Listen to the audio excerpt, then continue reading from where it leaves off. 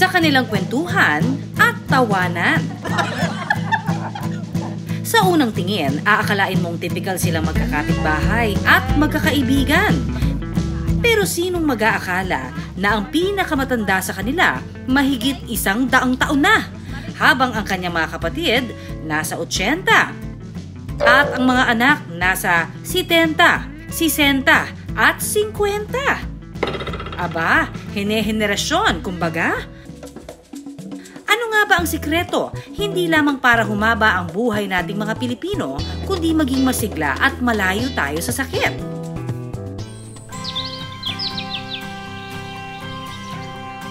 Sa sitio Abyang sa Kapangan, Benguet, ang mga residente may paniniwala.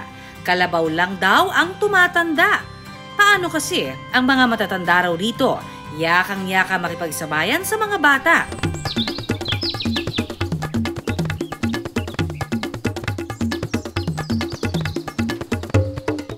Pagkatapos ng 1.5 oras na trek, narating namin ang bahay ni Lola Kinay. Ang pinakamatandang nakatira dito sa sitio, na hindi lang basta senior citizen ha, kundi 103 years old na. Naabutan namin silang naghahanda ng agahan. Ang kanyang mga anak na tulad niya ay senior citizen na.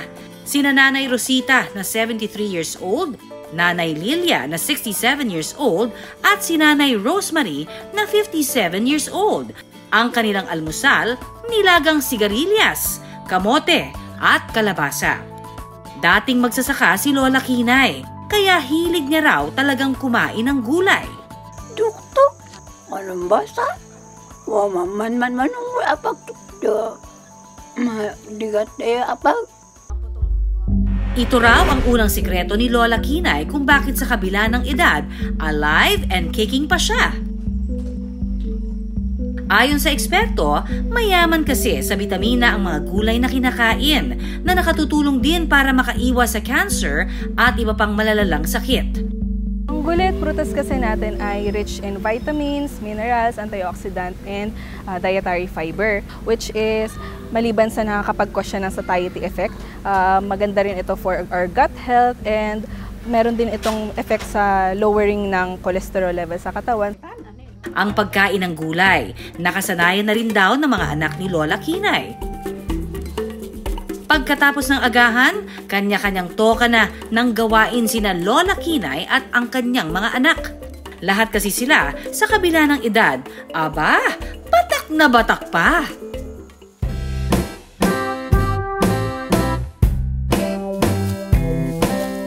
Sina Nanay Lilia at Nanay Rosemary nga, nagsasaka pa.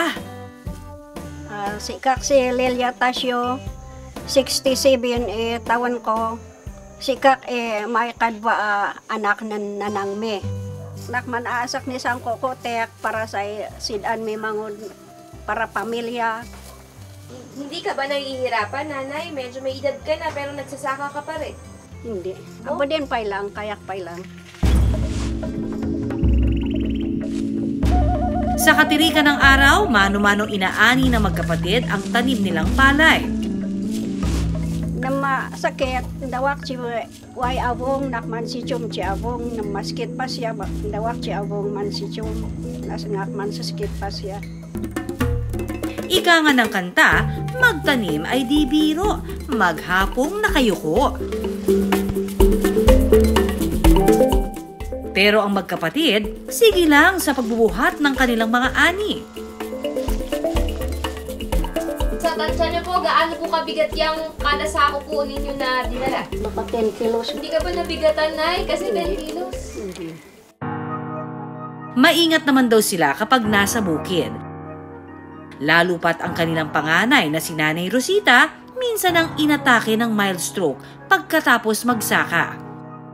Si Kak si Rosita, porque sa taon ko, 74.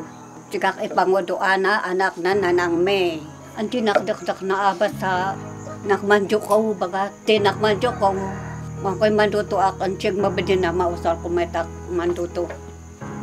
Kandat man kayo mapuyak ma. Sa ngayon, nagme-maintenance na si Nanay Rosita. Pero kahit na mild stroke na, hindi siya tumitigil sa paggalaw at paggawa ng gawaing bahay. Ito rin daw kasi ang payo ng kanilang ina na si Lola Kinay.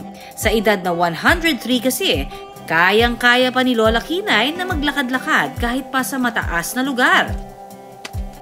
Maning-mani niya rin pati ang kanyang pananahi. Anong ginagawa mo sa araw-araw? Nakmantong tungaw, amanda sa itak. Tama ka riyan, Lola Kinay. Dahil ayon sa eksperto, importante para sa elder ang manatiling aktibo. Yung pagiging active, physically active ay important in all age groups. Sa mga matatanda, mahalagang maging aktibo dahil nakakatulong ito para mas mapalakas pa yung kanilang muscles and buto-buto, and at the same time sa cardiorespiratory health.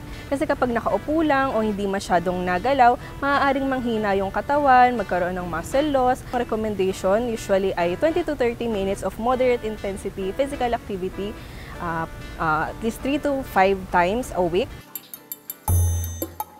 Bilang pinakabata sa magkakapatid, si Nanay Rosemary raw ang nakatoka sa mga gawaing bahay. Ako po si Rosemary Acosta. Ang age ko ay 58. Pang-lima. Pang-lima ako na anak ni Kinay.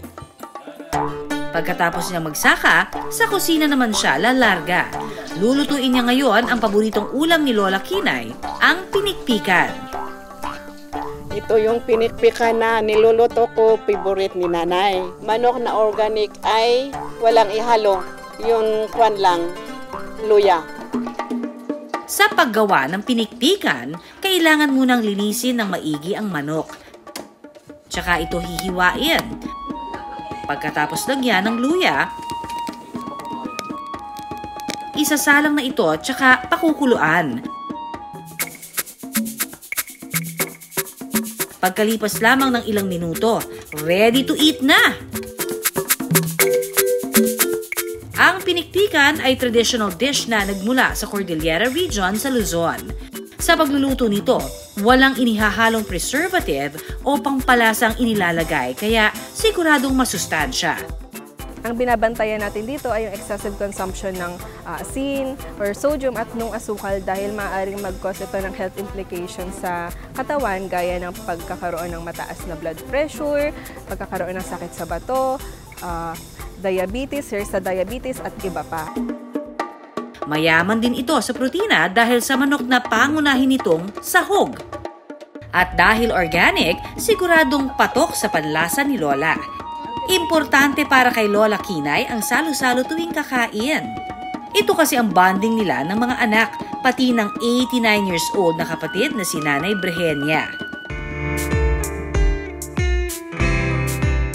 Sina Lola Kinay at Lola Brehenya hindi lang daw basta sisters for life, kundi sisters for a longer life.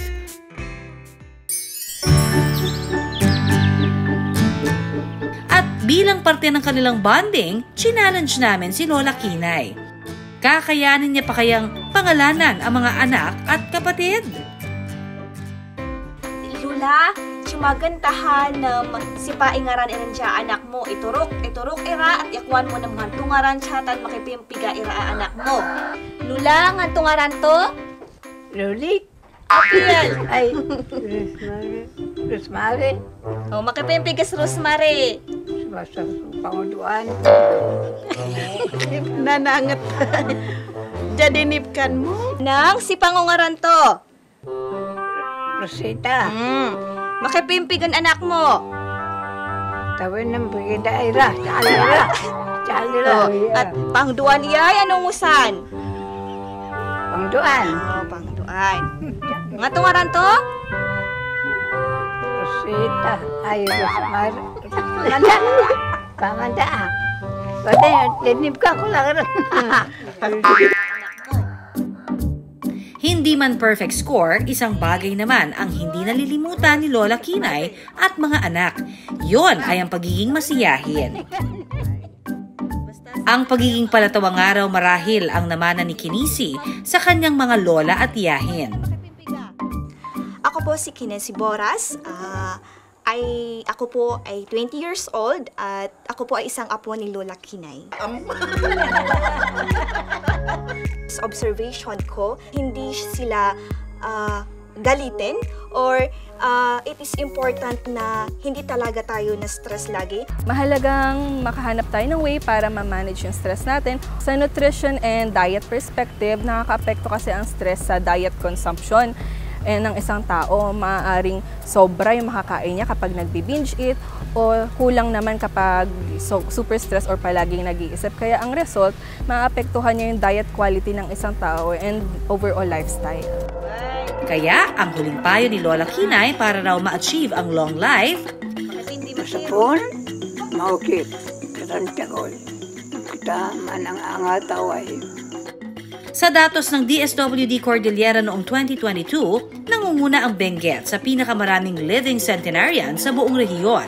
Sa bayan ng Kapangan sa Benguet, halos 7% ng kanilang old population nasa edad 80 hanggang 100. Mayroon po tayong 3,005 na nakakatanda sa Kapangan as of January 2020. Mayroon tayong 205 na nakakatanda edad 80 years old to 100 years old. Ang posibleng dahilan daw nito ang pagkain ng masusustansya ng mga residente rito. Sila ay kumakain ng fresh fruits and vegetables.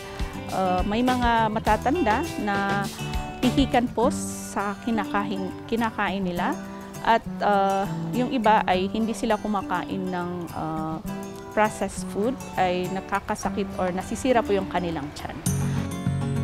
Bukod dito, malaking tulong din ang kanilang uri ng pamumuhay, ang pagiging malapit sa kalikasan. Maaaring factor dito ay yung kapaligiran nila at yung access nila sa healthier foods. Maaaring sa bakuran ng mga taong naririto ay nagtatanim din sila ng mga gulay and maaaring na-incorporate nila ito sa mga kanilang kinakain. Dahil nga napakaganda rin ng Benguet, maaliwalas yung kapaligiran, payapa, and simple lang yung pamumuhay. Maaaring factor din ito kung bakit tumatagal yung buhay ng tao dahil sa less exposure nila sa stress. Lahat tayo gustong mabuhay ng mas mahaba, gaya ni Lola Kinay at mga kamag-anak. Pero ang dapat daw nating i-achieve, ang mabuhay ng masigla, malakas at malayo sa sakit. Para hindi lang basta 100 years old, kung hindi 100% malusog.